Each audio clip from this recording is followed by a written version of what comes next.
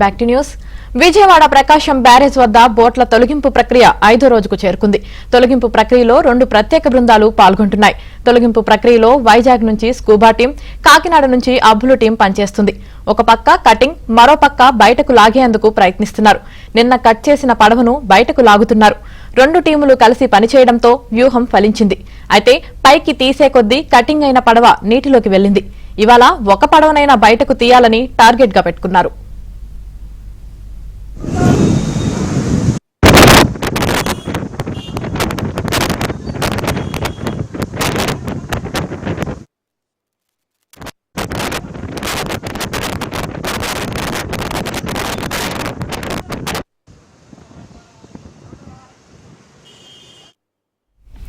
విజయవాడ ప్రకాశం barrage వద్ద బోట్ల తొలగింపు ప్రక్రియ కొనసాగుతుంది. ఇదే విషయానికి సంబంధించి మరింత సమాచారం మా ప్రతినిధి సత్య లైవ్ లో అందిస్తారు. సత్య, చెప్పండి, ఈ రోజు ఒక్క బోట్నైనా బయటకు తీయాలని టార్గెట్ గా పెట్టుకున్నట్టు తెలుస్తుంది. దీనికి సంబంధించి మీ దగ్గర ఉన్న పూర్తి సమాచారం ఏంటి? ప్రస్తుతం మనం ప్రకాశం బ్యారేజ్ వద్ద ఉన్నాం. చూడొచ్చు, మనకి ప్రకాశం బ్యారేజ్లో ఏదైతే బోట్లు గతంలో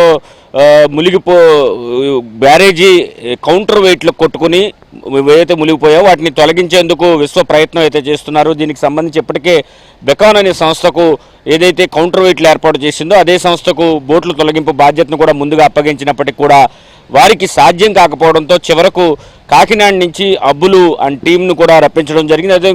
అదే వైజాగ్ నుంచి సీ లైన్స్ అనే సంస్థ డైవర్స్ టీంను కూడా ఇక్కడికి రప్పించి బోట్లను కట్ చేసైనా తొలగించాలని ప్రయత్నం చేశారు. అయినప్పటికీ కూడా అది సాధ్యం కాకపోవడంతో చివరకు ఆ బోట్లను క్రెయిన్ల సాయంతో, అంటే ఇటువైపు కనకదుర్గ వారధి కనకదుర్గమ్మ ఘాట్ వైపు నుంచి క్రెయిన్ల సాయంతో అయినా లాగే ప్రయత్నం చేశారు. అయినప్పటికీ కూడా బోట్లు 40 నుంచి 50 టన్నుల బరువు ఉండడం, దాంట్లో ఇసుక మట్టి పేరుకుపోవడంతో అవి కదలని పరిస్థితి. దీంతో ప్రస్తుతానికైతే మాత్రం వర్క్ స్టాప్ చేశారు. తీవ్ర ప్రయత్నం అయితే చేస్తున్నారు. ఈ సాయంత్రానికి కనీసం ఒక్క బోట్ అయినా తొలగించాలనే ప్రయత్నం అయితే కొనసాగుతోంది. అయినప్పటికీ కూడా ఫలితాలు మాత్రం ఏమీ రావడం లేదు, ఆశాజనకంగా లేవనే అభిప్రాయం అయితే మాత్రం ఈ బోటు తొలగించడానికి వచ్చినటువంటి టీమ్స్ చెబుతున్న పరిస్థితి అయితే ఉంది. అయితే ఎట్టి పరిస్థితుల్లో మన వంతు ప్రయత్నం చేద్దామనే విధంగా వారు ప్రయత్నం చేస్తున్నట్టుగా కనిపిస్తోంది. ఈ సాయంత్రంలోగా ఒక్క బోట్ అయినా, అంటే లోపల ఉన్న వాటి కాకుండా పైన ఉన్న బోట్నైనా తొలగించే ప్రయత్నం చేస్తాం. తర్వాత లోపల నీటి అడుగున ఉన్న ఒక బోట్ ఉంది, దాన్ని తొలగించడానికి ఇప్పటికే క్రెయిన్లకు ఐరన్ వైర్స్ పెట్టి కట్టి లాగే ప్రయత్నం చేశారు. అది కూడా ఫలితం ఇవ్వలేదు. దీంతో ఇంకా ప్రయత్నాలు అయితే కొనసాగుతున్నాయి. ఈ సాయంత్రానికి ఈ ప్రయత్నాల్లో కొంతమేరకైనా సఫలం అవుతామనే అభిప్రాయం కొందరిలో వ్యక్తం అవుతుంది.